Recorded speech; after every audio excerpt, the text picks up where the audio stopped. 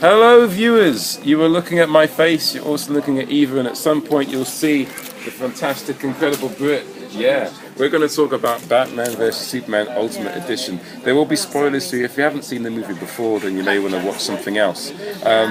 Custom dictates that we begin with the bad things about the movie, but you know, we'll go for the overall kind of feeling. I thought that even though I didn't like the theatrical version, that the 30 minutes or so added onto this version actually helped the movie make sense. I like the fact that we were staying in Africa a lot more.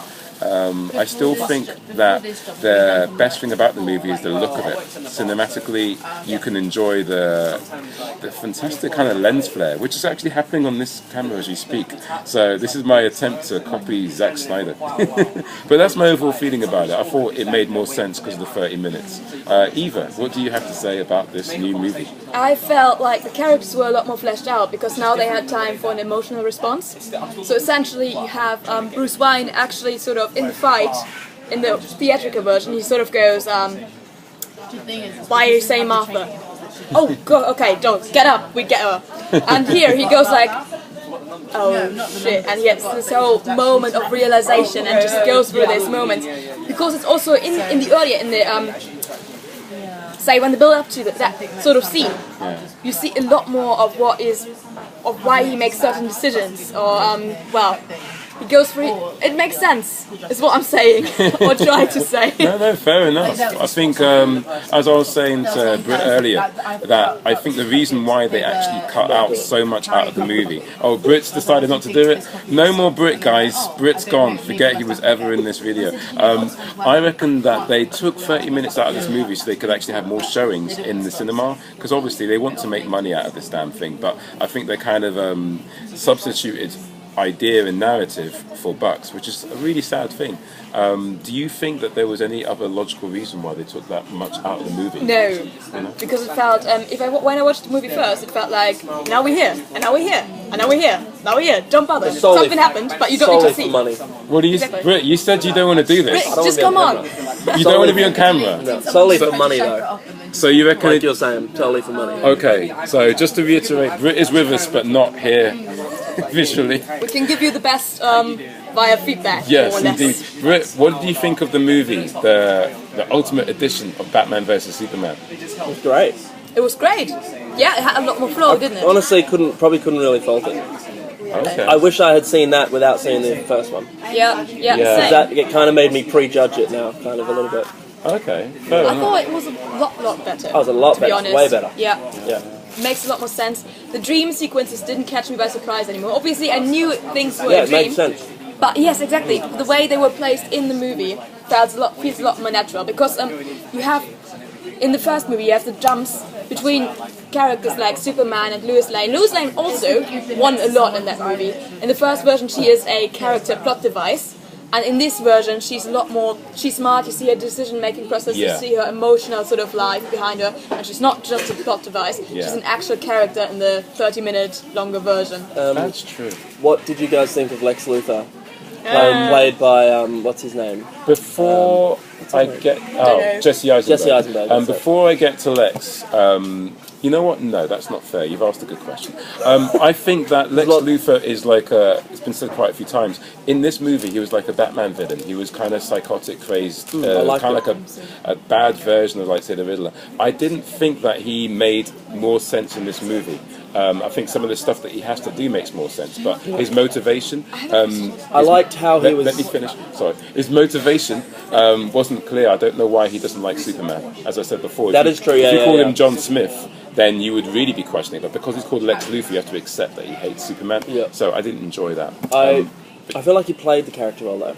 He was psychotic, and it really showed. Like, he played that character really well, I think. He was just like, I don't know. It was like a bunch of quirks that weren't really coming from a place. It's like if he was externalizing how to be crazy, then he did a great job at that, but it wasn't coming from a character place. I think they tried to suggest by shoehorning in this issue of his father, but it seemed like it was shoehorned in.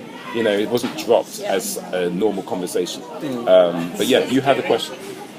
What is that last scene? It's some sort of foreshadowing. So what they're essentially foreshadowing, or what was it? With Lex? No, that Superman is going to turn evil at some point.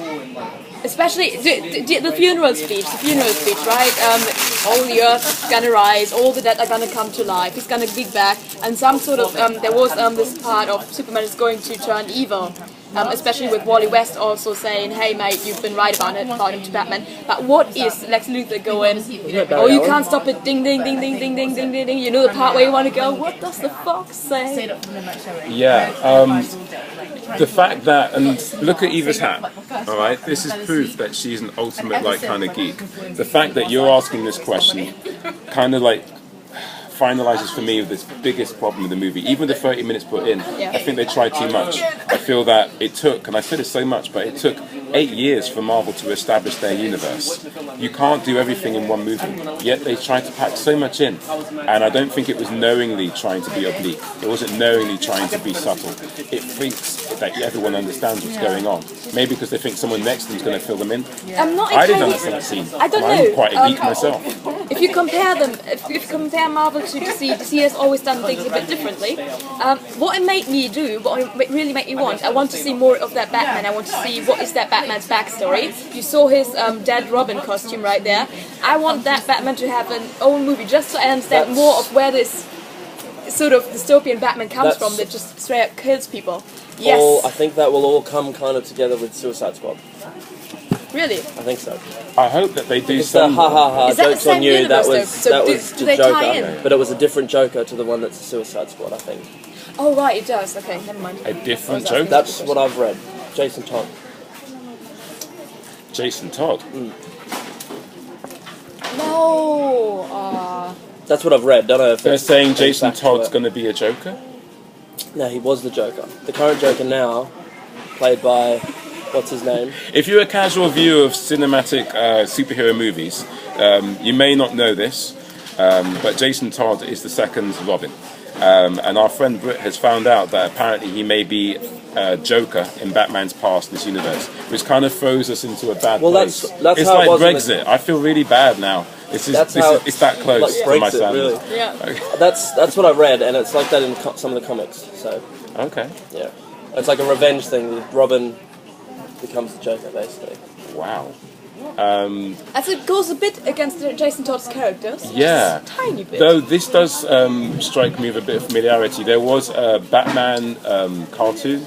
It's set in the future, and it's not Jason Todd. It's Tim. It's Tim yeah. who goes basically insane. But not because of a choice or something like Yeah, that. Not yeah, in yeah, yeah. revenge. He goes insane because the Joker did I stuff to him. read something like the Batman obviously was meant to protect Robin or something, and something happened and Robin died. Okay. So then there was a new Robin who went against Batman and became the Joker.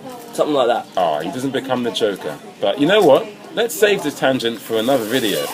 What I wanted to talk about is how Superman is a terrible politician. If a courtroom blows up, you don't just fly away. You fucking talk to the cameras. You tell people. You get them kind of reassured that you're not a threat. And I think if the movie was aware of that, it wouldn't be a bad, character choice. It'd be interesting. One thing that I he liked doesn't about understand it. the responsibility. But I don't think it's really. So in the original movie, you thought the wheelchair guy wanted to take revenge, and he had the bomb, right? Yes. But here it came out that he actually didn't know there was a bomb in the wheelchair. That I liked. I really liked. That was pretty cool. Yeah. Would you recommend this movie to others? Absolutely. I would recommend. Yes, I would recommend watching it. On a casual night, it's nothing that's gonna grip you, it's nothing that you want to watch over and over and over again, but to start you out on superhero movies, it's okay. Really? This would be the first superhero movie? No, it's not the first. No. No, definitely not, definitely not. There are better movies out there, but... Yeah, you'd be less confused, I think, if you watch something I'd else. put this in the same category as like The Revenant, for example. It's a long movie, one that you need to stick at, but it's good. Like you can definitely watch the whole thing and feel good after it. But Okay. It's not one that you can just sit down and watch a quick movie. It's not an hour and a half long. You know what I mean? Okay, I'll take your word for that. I haven't seen The Revenant, so I'll check that out. Thank you, off-camera Britt. Thank you, on-camera Eva. You're welcome. Goodbye, off-camera friends.